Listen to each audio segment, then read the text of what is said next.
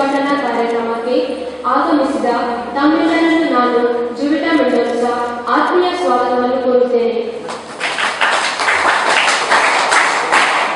ಈ ಕಾರ್ಯಕ್ರಮದ ಅಧ್ಯಕ್ಷತೆಯನ್ನು ವಹಿಸಲಿರುವ ನಮ್ಮೆಲ್ಲರ ನೆಚ್ಚಿನ ಪ್ರಾಂಶುಪಾಲರಾದ ವಂದನೀಯ ಪೌಲ್ ಸಿಕ್ವೇರ, ದೈನಂದಿನ ಚಟುವಟಿಕೆಗಳ ಉದ್ಘಾಟನೆ ಮಾಡಲಿರುವ ಸ್ಥಳೀಯ ಜನಪ್ರಿಯ ವೈದ್ಯರಾದ ಡಾಕ್ಟರ್ ಎಚ್.ಪಿ. ಶೆಟ್ಟಿ, ಮುಖ್ಯ ಅತಿಥಿಗಳಾದ ಶ್ರೀಮತಿ ಶಿಲ್ಪಾ ನಾಯಕ್, ಶಿಕ್ಷಕ ರಕ್ಷಕ ಸಂಘದ ಅಧ್ಯಕ್ಷರು ಹಾಗೂ ಎನ್ಎಸ್ಎಸ್ ಯೋಜನಾಧಿಕಾರಿಗಳಾದ ಶ್ರೀ ಎಡ್ವರ್ಡ್ ಡಾಸನ್ ಡಿಸೋಜಾ ಇವರನ್ನು ಘಟಕ ನಾಯಕ ರವಿಕುಮಾರ್ ಮತ್ತು ಘಟಕ ನಾಯಕಿ ಸಹನಾ ಇವರು ವೇದಿಕೆಗೆ ಕರೆತರಬೇಕಾಗಿ ವಿನಂತಿಸಿಕೊಳ್ಳುತ್ತೇನೆ.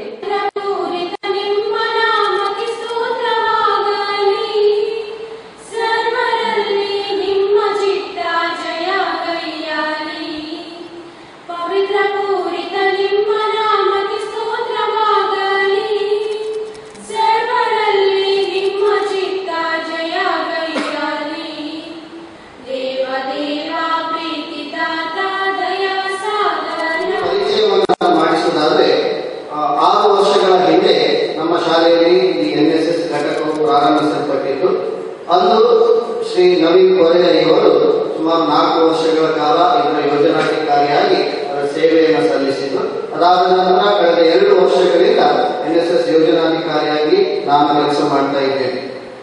ನಮ್ಮ ಕರ್ನಾಟಕ ರಾಜ್ಯವನ್ನು ನೋಡಿದರೆ ಸುಮಾರು 2,000 ಪದವಿ ಪೂರ್ವ ಕಾಲೇಜುಗಳನ್ನು ನಾವು ಕಾಣಬಹುದು.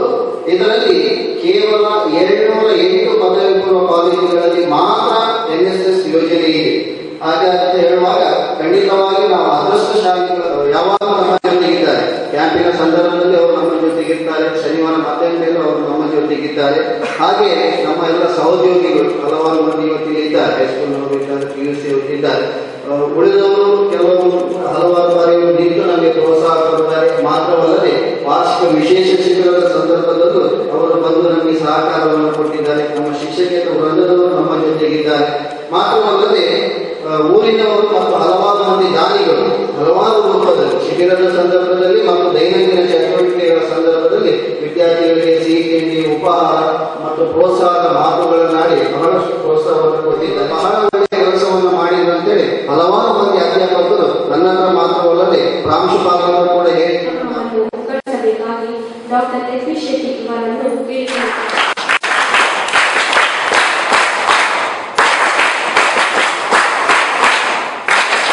ಈ ವರ್ಷದಲ್ಲಿ ಎಲ್ಲ ಚಟುವಟಿಕೆಗಳು ಬಹಳ ಒಳ್ಳೆಯ ರೀತಿಯಲ್ಲಿ ನೆರವೇರಲಿ, ದೇವರು ನಮ್ಮನ್ನೆಲ್ಲ ಹರಸಲಿ ಅಂತ ನಾನು ಪ್ರಾರ್ಥಿಸುತ್ತೇನೆ ಹಾಗೂ ಶುಭವನ್ನು ಹಾರೈಸುತ್ತೇನೆ.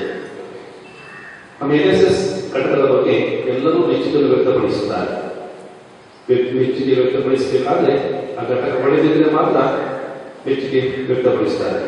ನಾವೇ ಮೆಚ್ಚುಗೆ ವ್ಯಕ್ತಪಡಿಸಿದ್ರೆ ಅದು ಬಹುಶಃ ಸತ್ಯ ಹೌದಾ ಅಂತ ಆಗ್ಬೋದು. ಆದರೆ ಹೊರಗಿನವರು, ನಮ್ಮಲ್ಲಿ ಸಂಪರ್ಕ ಇದ್ದವರು ಅವರು ಹಾಗೆ ಹೇಳುವಾಗ ಅದು ಸತ್ಯ ಅಂತ ನಮಗೆ ಅನ್ನಿಸ್ತದೆ. ಪ್ರತ್ಯೇಕವಾಗಿ ನಾವು ಎಲ್ಲಿ ನಮ್ಮ ಶಿಬಿರಗಳನ್ನು ಮಾಡಿದ್ದೇವೆ, ವಾರ್ಷಿಕ ಶಿಬಿರ, ಅಲ್ಲಿ ನಮಗೆ ಬಹಳ ಒಳ್ಳೆಯ ಮಾತು, ಪ್ರಶಂಸೆ ಬಂದಿದೆ.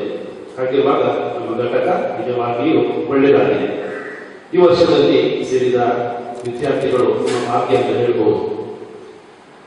ಇಲ್ಲಿ ಬೇರೆ ಬೇರೆ ರೀತಿಯಲ್ಲಿ ನಿಮಗೆ ತರಬೇತಿ ಮತ್ತು ನಿಮ್ಮ ವ್ಯಕ್ತಿತ್ವ ವಿಕಸನಕ್ಕೆ ಪೂರಕವಾದಂತಹ ಚಟುವಟಿಕೆಗಳು ಘಟಕವನ್ನು ನಡೆಸಲಿ ಅಂತ ಪ್ರಾರ್ಥಿಸುತ್ತಾ ನನ್ನ ಮಾತುಗಳನ್ನು ಮುಗಿಸುತ್ತೇನೆ.